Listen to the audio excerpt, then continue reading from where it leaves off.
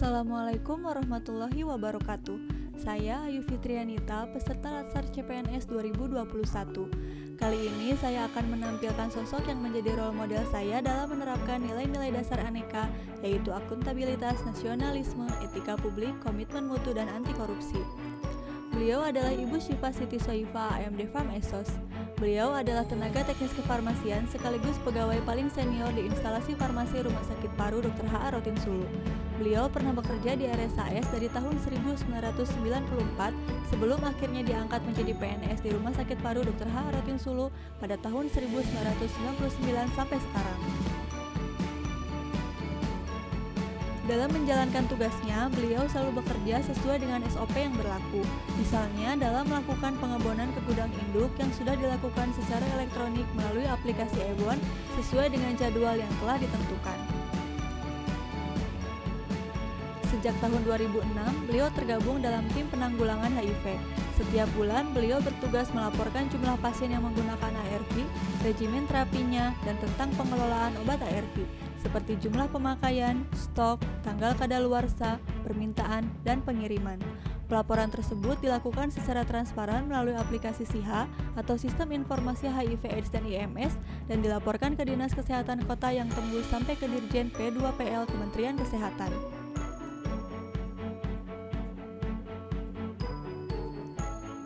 Meskipun sedang bekerja, beliau tidak pernah melewatkan kewajibannya untuk beribadah.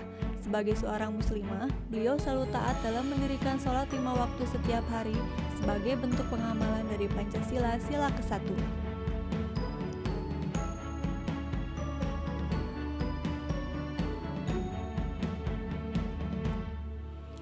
Dalam melaksanakan pelayanan kefarmasian, diperlukan adanya persatuan dan kerja sama tim untuk dapat menyelesaikan pekerjaan dengan baik.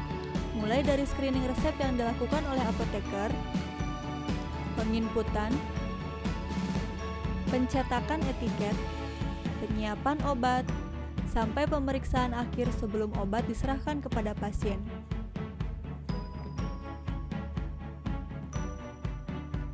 Dalam berorganisasi, tentu kita sering berinteraksi dengan orang lain, baik secara langsung saat bertemu maupun secara tidak langsung, misalnya lewat telepon. Meskipun tidak bertemu langsung, saat berkomunikasi kita perlu menerapkan etika publik dengan bertutur kata yang baik dan sopan santun. Itulah yang beliau lakukan, namun dengan tetap mempertahankan profesionalitasnya dalam bekerja. Sejak tahun 2018, beliau diangkat menjadi pejabat pengadaan obat. Apabila dari kepala instalasi farmasi sudah membuat RAB untuk pengadaan obat dan setelah melalui beberapa tahap secara birokrasi sudah di-ACC oleh PPK, maka beliau akan melaksanakan purchasing sesuai dengan instruksi yang diberikan.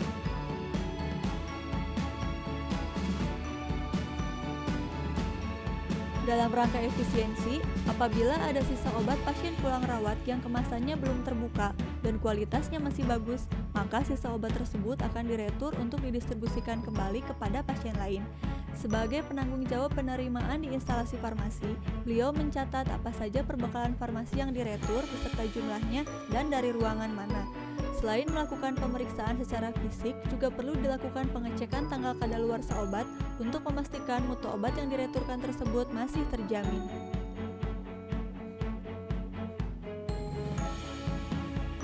Beliau selalu datang bekerja tepat waktu dan tidak pernah pulang lebih awal. Hal ini terbukti dari absensi beliau yang tidak pernah merah, bahkan beliau pernah menerima penghargaan sebagai pegawai dengan kehadiran terbaik kategori non-shift.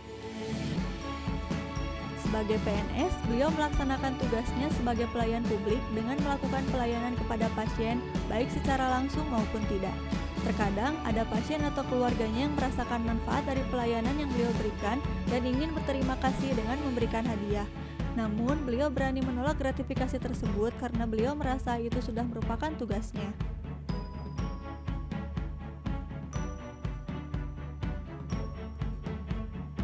Sekian video dari saya tentang sosok role model yang menjadi inspirasi saya dalam mengimplementasikan nilai-nilai aneka.